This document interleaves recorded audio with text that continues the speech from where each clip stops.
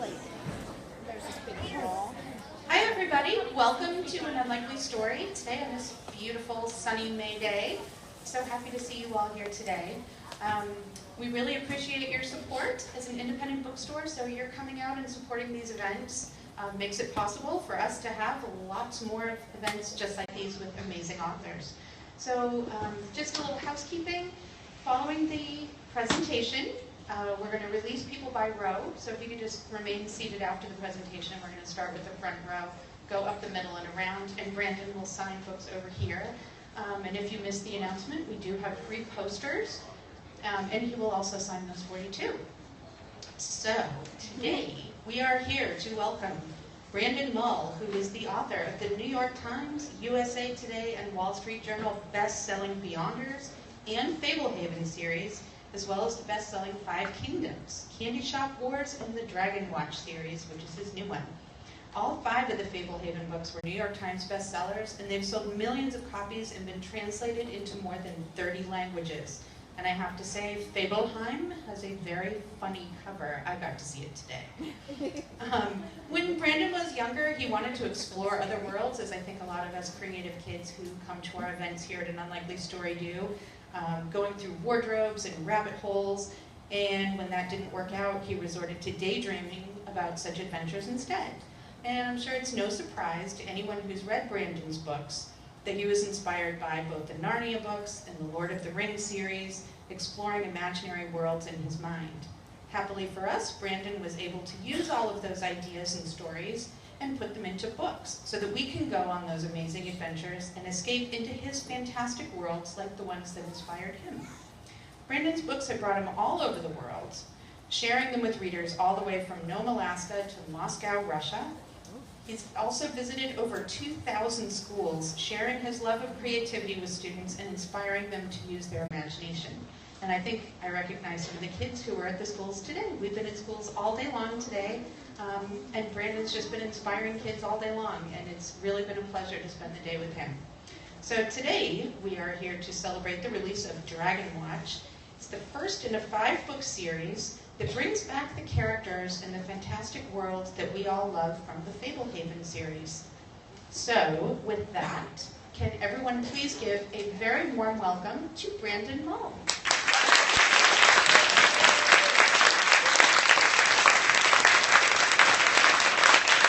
Hey guys,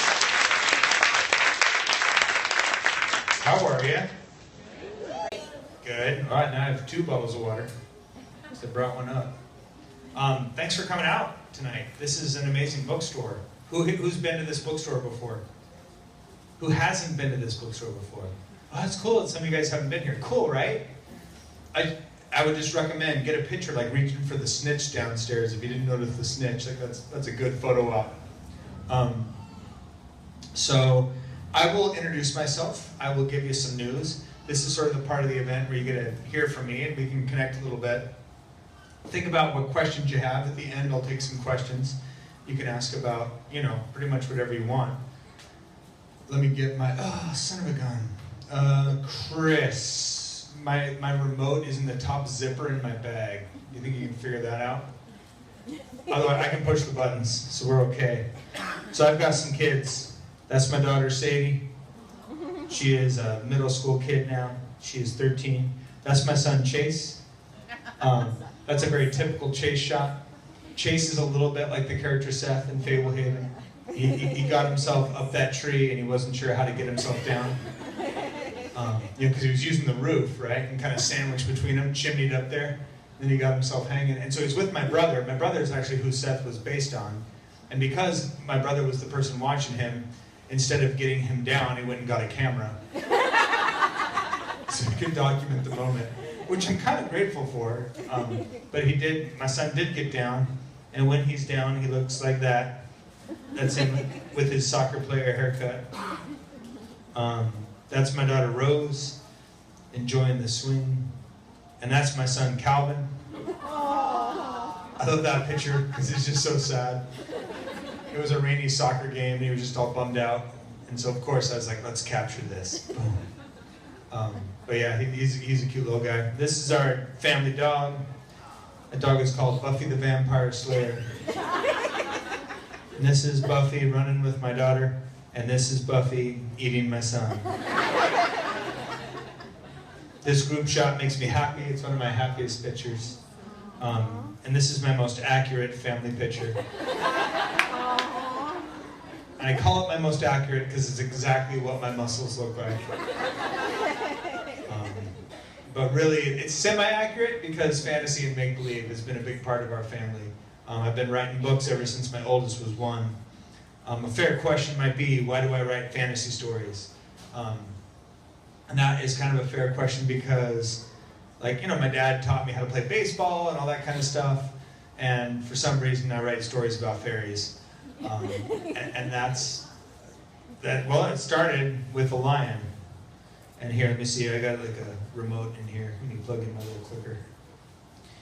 It started with a lion. When I was a kid, you know how your parents tell you that reading is fun, and that shots don't hurt, and broccoli is amazing. And my parents told me the same thing. I liked it when my parents read to me when I was a little kid. To me, that was fun. But as I got older and it came time to read books for myself, I wasn't totally sold on the whole idea until I read The Lion, the Witch, and the Wardrobe. And when I read The Lion, the Witch, and the Wardrobe, the big imagination of that story helped convert me into being an actual reader. And at first, I wanted that story to come true. I wanted it to come true real bad. And I had a grandma, and she was old, and she had a big closet. And I remember going to her house and pushing my way to the back of that closet and pushing the coats aside. And at the rear of the closet, I found a tiny set of doors. And I was like, it's showtime. And I remember going in through those doors to this tiny room filled with canned peaches, which was just an enormous disappointment.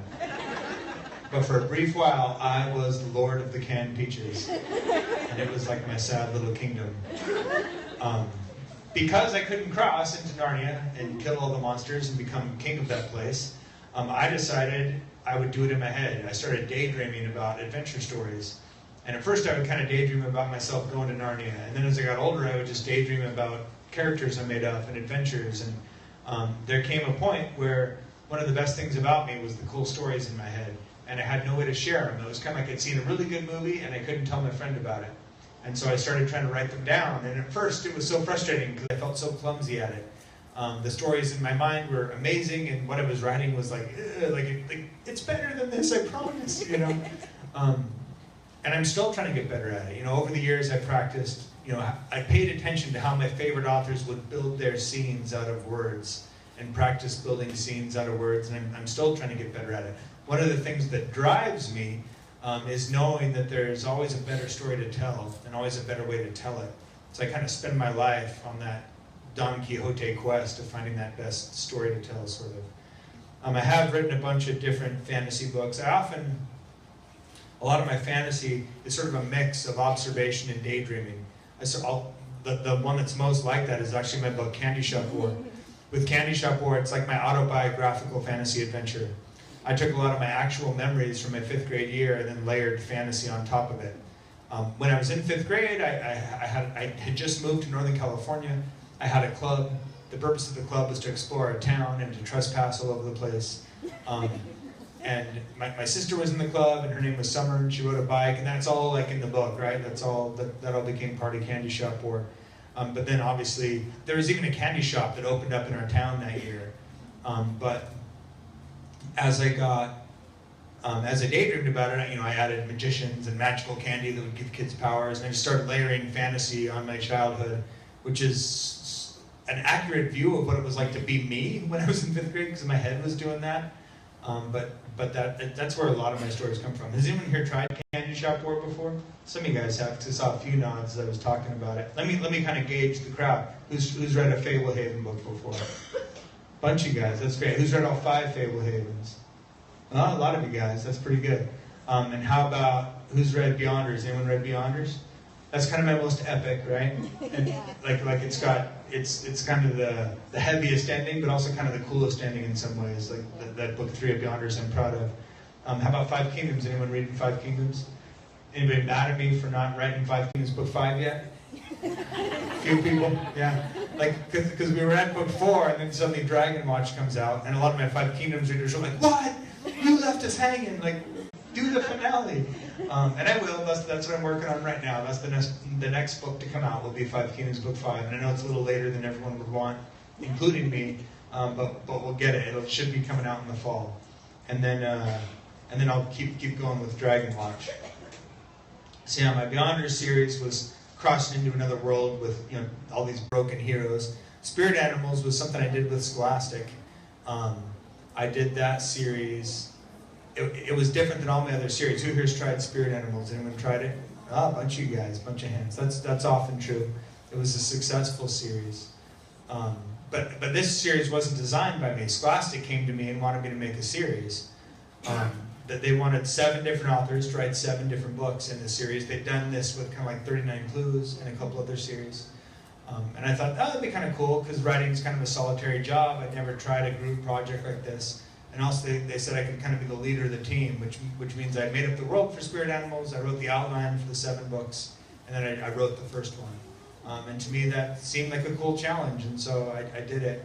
And I'm proud of how it turned out. And also it was super hard, because when I passed it off to a new author for book 2, even though it was a good author, Maggie Stiefvater, it was weird to pass off my characters. I'd never done that before. And I don't know if I'll do it again. I don't know. It was harder than I thought. But I did feel like we made a fun series, though it is the one series where I don't write all the books. Five Kingdoms is a series that makes me happy because it has a really messed up premise. Like often in middle grade, we have terrible things that happen at the start of the stories, and probably the worst beginning, the most terrible beginning to a story is Five Kingdoms of anything I've done. We have these kids, and they go trick-or-treating on one Halloween. There's this kid Cole and his best friend Dalton, this girl Jenna. They knock into a house that is run by slave traders from another world. Cole, Dalton, Jenna, a bunch of kids in their neighborhood get kidnapped and taken to a place called the Outskirts. The Outskirts is divided into 5 kingdoms, and each kingdom of the Outskirts has different magic that works there. What makes it even worse is when you're taken to the Outskirts, the people who love you most forget you most. And so their parents don't even know that they're gone. In fact, their parents don't even know they exist. I'm sort of writing a parent's worst nightmare. but what it also does is it creates a terrific problem that our main characters have to solve, because they've been taken as slaves to this place where all this different magic is possible and all these different kingdoms exist, and our characters have to find their way home. Our main character, Cole, decides it's his mission to get free, to find his friends and to free them as well, and he has a bunch of adventures. So after that bleak start, it does kick into becoming a pretty fun adventure. It's not just about kids being slaves or whatever, which would be pretty sad. Write a fantasy book and they're just hoeing dirt, the whole book. Yeah, that's not the route I went. It gets pretty fun, I think. I mean, scary but fun. Anyways, Five Kingdoms is the one that I'm still working on, right? So when book 5 comes out, that'll be the end of that series, the finale. The book 5 will be called Time Jumpers, for those who are keeping score or wondering. Okay, so Fablehaven. We're here kind of today because of Dragon Watch, and hard to talk about Dragon Watch without mentioning Fablehaven, because Dragon Watch is the direct sequel series to Fablehaven. Now, if you haven't read Fablehaven, you could start at Dragon Watch. Dragon Watch is the beginning of a new 5-book series, so I do reintroduce the main characters. But if you read Fablehaven, you'll have a lot more knowledge of the character's history and all that kind of thing. If you do read Dragon Watch and like it, and are waiting for book 2, I would recommend going back and taking a peek at Fablehaven, because there's some pretty good adventures there. It's the series that launched my career for a reason. It's a fun story. Fablehaven tells the story of Kendra and Seth. Kendra's 13, her brother Seth is 11. They discover that their grandparents are the caretakers of a secret wildlife park for magical creatures. The idea behind Fablehaven was, what if the reason we don't see magical creatures in our world today, like giants or dragons or ogres or centaurs or trolls or fairies, what if they've all become endangered species? What if they're hidden on these secret wildlife parks with people watching over them? And that idea of secret wildlife parks for magical creatures did kind of become a playground in my mind. I usually know I found a good idea because it gets cooler the more I think about it. I can often tell a weak idea because as I put more effort and thought into it, it starts to kind of crumble and become a boring place for my mind to visit. But Fablehaven got richer and cooler the more effort I put into it. What kind of creatures would live there, and who'd want to harm them, and who'd want to help them, and what keeps them from devouring each other, and are there different sanctuaries for different kinds of creatures, and like all these questions that had interesting answers, and to me, I'm still exploring the answers to some of those questions with Dragon Watch. Fablehaven was a 5-book series. The series is complete. When I finished the series in 2010, I didn't know if I would come back to it for sure. A lot of my readers have asked me to do more Fablehaven, and I haven't done it yet because I didn't have the right ideas. But just a couple years ago, I started thinking hard about one of my favorite parts in Fablehaven was when they went to the Dragon Sanctuary. They aren't there for super long, it's just part of book 4. And I realized there's a lot of things I hadn't explored about that Dragon Sanctuary and the other Dragon Sanctuaries. And that started to happen again. It became a playground in my head, and I knew I was onto something. So Dragon Watch will be a 5-book series. And I think I have a really cool story planned. I think it's going to be really fun if you like the Fablehaven world. Anyone read Dragon Watch already? For those who've read it, are you having fun? Oh, yeah. Yeah, like we're back with those same characters. We got a big new problem, right? And you'll see the problem is just going to keep growing from where we're at with book 1. For me, it was very fun to go back to Fablehaven. There's some of my favorite characters, and bringing them back to life felt really natural, felt really easy, and hopefully that'll come across for readers. Hopefully it'll feel, authentic and real. All right, so, Dragon Watch. Oh, so I'll do this. Sometimes people want to get a little bit of behind the scenes, right? Stuff you can't hear in other places. And some of my ideas, I'll give you a few specifics for Fablehaven where some of my ideas came from.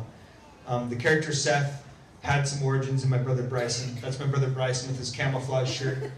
That box at his side is his emergency survival kit in a granola bar box. It's basically like a magnifying glass and some gum or something. And that little girl flexing is my little sister's friend Kendra, and my little brother's best friend was named Seth, so that's where the names Kendra and Seth came from. My cousin Tanu is half Samoan, and that's why I introduced a Samoan character in book 2, a potion master named Tanu, after my cousin. And my cousin Tanu was totally mad when he saw the picture of the Tanu in the book. But I told him, Tanu, you never know, just eat like crazy, maybe someday you'll grow up, look just like that guy. Other characters have stranger origins. The character Muriel the Witch in Fablehaven had her origin just in a line that my sister read in a book. It was, she was reading that the word for witch in Arabic apparently can be translated to one who blows on knots, or at least some word for witch in Arabic. I don't know, that's what she told me. Anyways, once she said one who blows on knots, that was just creepy. It was just wrong, like associating that with a witch. Was just wrong in my head, and so it started dominoes, and I was like, okay, well, what if there's a witch at Fablehaven who's imprisoned by a knotted rope, who could never get free until she got every last knot untied, but the knots they weren't able to be untied naturally. It took people making a wish and blowing on the knot, and if the wish came true, the knot might unravel, and the power unraveling the knot would generate the power to grant the wish, or anyways, like I started daydreaming about it, right? That's not what one who blows on knots meant. But one who blows on knots was the spark. And that's kind of what I look for as a writer. Like I said, it's a mix of observation and daydreaming. I'm looking for things that interest me, that spark ideas I can use in my stories. I get to work with a very talented illustrator on Fablehaven. He's the guy who does the covers and the interiors. His name is Brandon Dorman. He can draw stuff that I didn't think would be possible to draw. Like, for example, in book 5, they go to a place called the Totem Wall. And the Totem Wall is like almost like a series of totem poles, right? Like just a big wall of faces. And I was like, there's no way he can draw it. And this was the image he created, which I thought was so great. It exceeded what I could picture in my own head. But I'm lucky to have him back on Dragon Watch doing interior illustrations for that series. Sometimes I even get inspired by streets. There's a road outside of Vegas, 100 miles outside of town on the California side, called Zizek's Road or Zizek's Road. And I used to pass that on road trips as a kid because I grew up in California, Southern California. And every time I would pass that as a kid, I'd be like, that's a weird word. And so when it came time to name my demon prison in Fablehaven, I used that name, Zizek's. And now sometimes on Facebook, I'll see pictures of families standing next to that sign out in the desert. And it makes me happy that sometimes families are on vacations and they're like, is that the exit for the demon prison? It's just like out in the middle of nowhere, yeah, to me that's funny. It just makes reality a little more warped, which is one of my goals. Let me see if I can get to some they made new covers for Fablehaven, which is, so these aren't Brandon Dorman, but the Demon King was really cool on that. Oh, here's that thing, Fablehaven's out in lots of languages, right? It's out, like she was mentioning, and this is that cover she mentioned, that's the German cover of Fablehaven, Fablehaven. And to me it looks like Yoda's awkward brother. I'm not sure why he's having Nikki time in that picture. Because like everyone in Fablehaven has clothes on, and it does not match anything like in the book, and I just have no idea why that was chosen. Like, here's a family book, kids. You know? Weird troll guy. Enjoy. Yeah, Brandon Dorman, with working with him, we made this Caretaker's Guidebook to Fablehaven kind of recently, which is like an illustrated guide to the Fablehaven world. More like the Encyclopedia of Fablehaven, right? We also did a project where we made like this book of imagination, which is more like an activity book, right? Like what if you were the caretaker of a secret wildlife park? But yeah, here we go. Here's Dragon Watch. So Dragon Watch is the sequel series to Fablehaven, and kind of the premise behind Dragon Watch is a dragon rebellion. In Fablehaven, the dragons have been confined to sanctuaries, and though this has been done because dragons are the most dangerous magical predators, it's been done for the world's protection. Except the dragons view these sanctuaries kind of like prisons, and so a worldwide dragon uprising will be one of the main problems our characters have to deal with in this story. To give you a little bit of like, I guess, one little behind the scenes tidbit with Dragon Watch, with my kids in my backyard, for years we've played a game called Dragon Tag. It's a game we made up. It's like a mix between Capture the Flag and Freeze Tag. There's artifacts hidden around the yard. The knights have to find the artifacts and get them back to the base. And the dragons are trying to tag the knights and send them to prison. Even though that's just a game I play in my backyard, when I wrote Dragon Watch, I decided to have some of the characters play a real-life game of Dragon Tag in the story. Of course, in the story, the dragons are trying to burn them to death and eat them and all that, you know, not just put them in prison. But one of the things that happened while I was playing Dragon Watch with my kids is my son, Calvin, when we started playing it, he was too slow, he was too little. I mean, now he's almost 7 and he's getting faster, but when we started playing, he was too slow, so we made up a special role for him called the Tiny Hero. And the Tiny Hero could get tagged multiple times without having to go to prison and stuff. So he would often foil things for the dragon. He'd mess up the dragon's plans. The dragon was me, so it wasn't super great, but... No, it was cool. It was funny. It made the game a lot more fun. And so in Dragon Watch, I made up a character called the Tiny Hero. I named him Calvin after my son. In Fablehaven, there are Nipsies that are the smallest of the fairy folk. And that was our first Nipsey main character who shows up in Dragon Watch. Yeah, so that's a little bit about the story and a little bit about me. And I'd be happy to take some questions, and then we'll sign some books. Anybody have questions about anything I've been talking about, or about my books, or whatever? Yeah, what do you got? Me? Yeah. Oh, I just had a question about where the inspiration for Five Kingdoms came from. Where to get my inspiration for Five Kingdoms? Okay, that's a good question. You never know where the first spark is going to come on a new series. And the first spark on Five Kingdoms was, there's a song by the Killers. The Killers are like a rock band, right?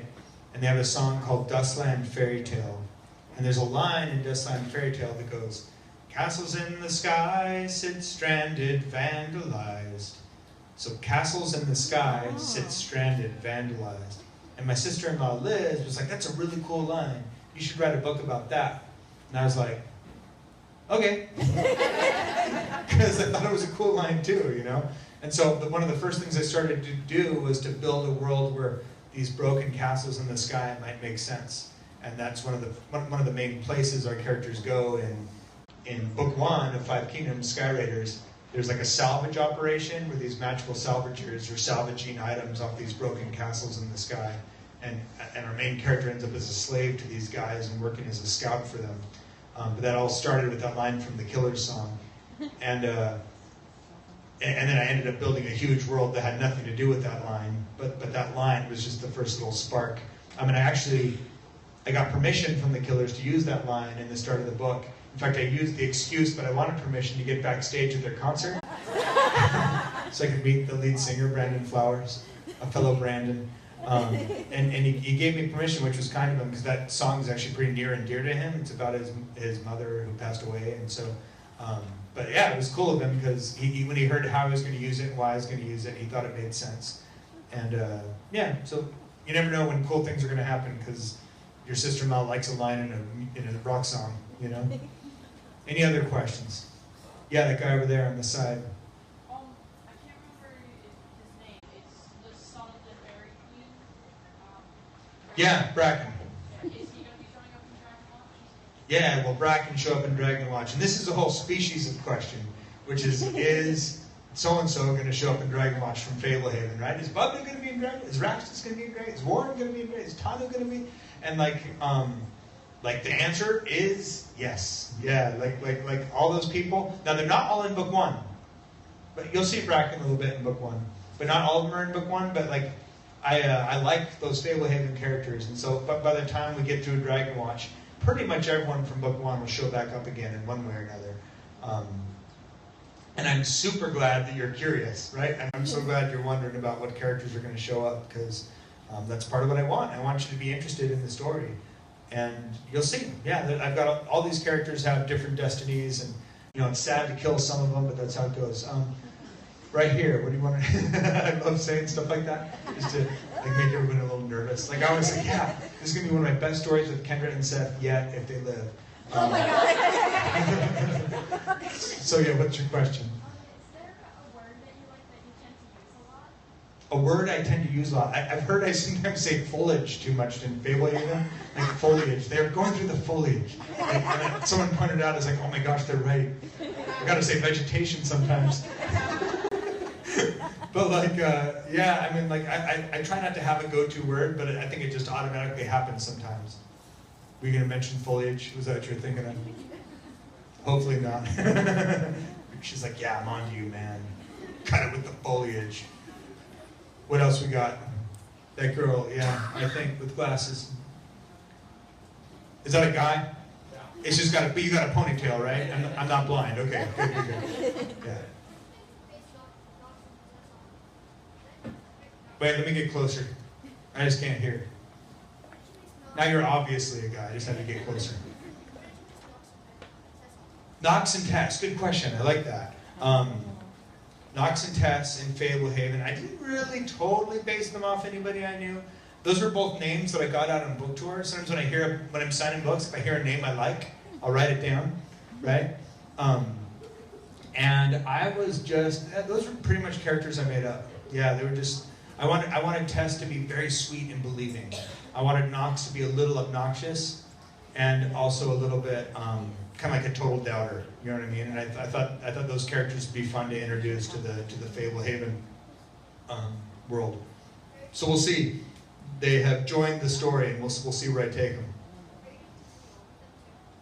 Just scream it. Are they going to be in the next books too? Well, yeah, they will be in the series going forward if they live. I know, I'm mean. And by the way, when I say that, I'm going to pause you. I'm going to pause, and then we'll have you do it. So this is an aside. Because I've been joking about killing characters, but actually, like I have had some characters die in some pretty stressful ways. And so I don't want to be too jokey about it, because just so you know, like actually it makes me super sad when a character dies. I don't do it lightly. I spend a lot of time making those characters feel real. And like there's moments in my books that have made me cry when I wrote the scenes, when certain characters die. And so, though I joke about it, like looking forward, I want you to be tense about who's, you know, I'm writing adventure stories. I want you to worry and wonder. That's partly why I have characters die.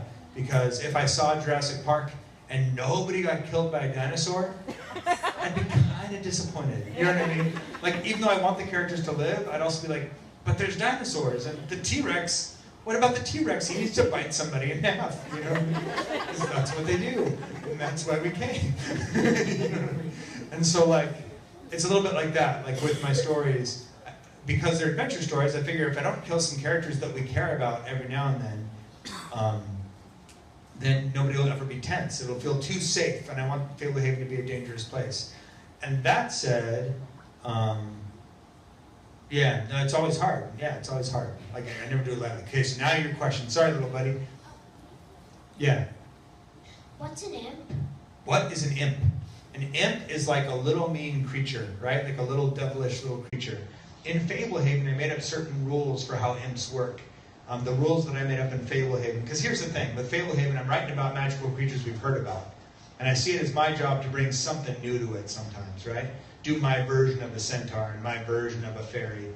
And in my world, in my story world, in Fablehaven, if a fairy is kept indoors overnight, if she's captured and kept indoors, she'll fall and become an imp. And which is like in Fablehaven, it's like an evil little fairy without wings, right? Like their whole nature changes. That's not what an imp originally was. They were just like little devilish little creatures, right? But I made up those rules for my books. Does that make sense? I like that question. I like that I have a job where my questions are things like, what's an imp? Because it's just like, cool, you know? Like, that's awesome. That means I've made daydreaming my life's work. Yeah, right here. So, if you had to write the story in first person, like Fablehaven, Yeah. who would you pick for the person who you first person? And like, why did you choose third person? And also, why did you have to kill Copa? Okay, wait. Okay. You're Yeah, him. compulsively sure. I understand that. I'm so sorry that made you sad. And there are certain characters that are very sad. And I will add this, that I don't kill them, the monsters do. You know what I mean? The bad guys do. It's not me. Like I'm just the messenger. I'm just reporting what happened. I know it's kind of a weak way out, right? But like the first question was what? I'm a spacey guy. If you had to do it in first person. Oh, first person, yeah. I did it in third person because it frees me to describe things a little bit more how I would describe them versus only how the character would describe them. And to me that's fun to be able to have my story voice in the descriptions. And then if I was picking, I only use 2 point of views in Fablehaven, Kendra's and Seth's. And so if I was going first person, I'd probably alternate a first person between Kendra and Seth. And it would change the flavor of the story, it would. But yeah, I don't know. That's just kind of what fit. As a writer, we're always trying to find your own voice and your own style, and for me, that just fit my style to do it in third person, so that's what I did. Yep, good questions. Right here? Yeah, sorry, yeah, you. So where did you get the ideas for, like, Beyonders, like the gateways and that whole messed up world of Lyrians? Okay, so in Fablehaven, I made a world using, I did magical creatures that we are familiar with, right? The stuff that we've read about and heard about in our own legends and myths. In Beyonders, I wanted to go to a world where we'd encounter things that we hadn't encountered before. It sort of always bothered me that when people went to other worlds in fantasy books, often they would encounter our mythology there, right? So I wanted them to go to another world where they didn't see our mythology. It was like new stuff, right? And so I spent a lot of time and effort making up some races that I'd never read about or heard about, like the Amar Cabal and the Torvors and the Displacers and the Manglers and just a bunch of different things, right? I wanted to see stuff, and of course nothing's going to be absolutely brand new. Like there's probably been something like stuff I made up, but at least no one had made it up quite the way I made it up. I spent a lot of time thinking about how to tell a story about heroes. And I decided a world full of broken heroes would be a fun way to tell a story about heroes. And then for my gateways to that world, I was at the zoo. I went to this zoo called the Hogle Zoo. I was thinking about what's going to be my wardrobe, what's going to be my gateway into this new world. And this big hippo came up out of the hippo tank and it opened its huge mouth. And when I looked down, I was like, you could fit a dude in there. And I was like, that is going to be my gateway into Lyrian. Because I figured whatever is my gateway to a magical world is sort of ridiculous, whether it's a wardrobe or a flying car or whatever it is. So I was like, let's just embrace it and have him go by hippo. And then it's funny because it starts out with him getting swallowed by a hippo, and then it turns into this big, epic, battle-y, story eventually. I describe it as it starts like Narnia, but it finishes like Lord of the Rings. Like it gets a lot more serious and intense, kind of. Probably two more questions, and they're going to cut me off so I can sign books. I see a girl with glasses. Did you always know that you were going to write books for children? Did I always know? I didn't always know I was going to write books that were kid-friendly. The book that made that difference for me was Harry Potter. I thought I was going to grow up and write adult epic fantasy. I was really good at making worlds in my head. I liked adventure stories. I thought I'd write Lord of the Rings type books, or adult fantasy type books. But then I read Harry Potter, and also I explored my writing voice a little bit with my publisher. And when I read Harry Potter, I saw you could write a story with a young main character, but make it smart and twisty, and even kind of dark and scary, so an adult could like it too. And that helped define the kind of books I wanted to write. I tried really hard to write stories that a kid could read, but that if their parents read it, they'd be like, "Oh, pleasant surprise! This is actually really cool." And that's what Harry Potter did for a lot of people. That's why it's the best-selling series in the history of publishing. 450 million copies. And that's a real number. And it's a real number. Like, it sounds like I'm kidding almost.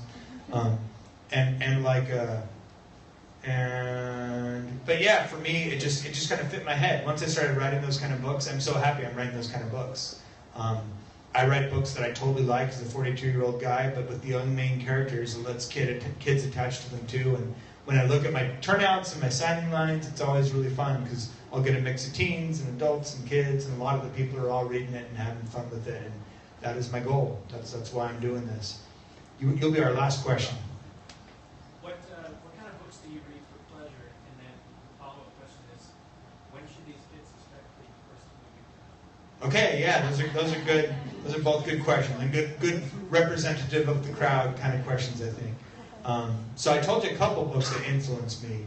Narnia, Lord of the Rings was a big influence because it showed me how realistic a fantasy world could feel. Harry Potter was a big influence. When I was in high school, the book Ender's Game by Orson Scott Card, even though that wasn't fantasy, I loved that book. I thought it was so just kick-butt pacing and really smart storytelling. I liked that the character seemed like a genius, and he was supposed to be a genius, and he really did feel like a genius in the writing. But really, I've just always been influenced by any of the books and movies that were epic. Like, I was nuts for Star Wars. I was crazy, I'm crazy about Lord of the Rings, the books and the movies. I was crazy about The Matrix. I'm crazy about, I love, Patrick Rothfuss, like Name of the Wind. His adult fantasy books are so cool. He's taking forever on book 3, but they're still cool books. There's a reason it takes forever, probably because they're really cool. So I'm a mishmash of the books and movies that are the big adventure stories. And that even goes back to the classic adventure stories like Treasure Island or Count of Monte Cristo. I'm just a sucker for an adventure. And that's what probably that's why I go to a movie, that's why I write books, and so that's what I write about. I read for adventure, so I write about adventure. I write about the stuff I'm most passionate about. The things that make me happiest is to see a character get into enormous trouble where it seems like there's no way out, and then they find a legitimate way out. Like, that makes me so happy. I love those moments. If they feel well earned and if they feel honest, I try really hard to create some of those moments. Then the movie question. We've almost made movies out of some of my stuff. I'm open to having a movie made. With Fablehaven, we worked with a guy named Avi Arad, who produced Spider-Man or X-Men or Iron Man. He wanted to make a Fablehaven movie. We worked with a guy named John Stevenson, who directed Kung Fu Panda. He was interested in making a Fablehaven movie.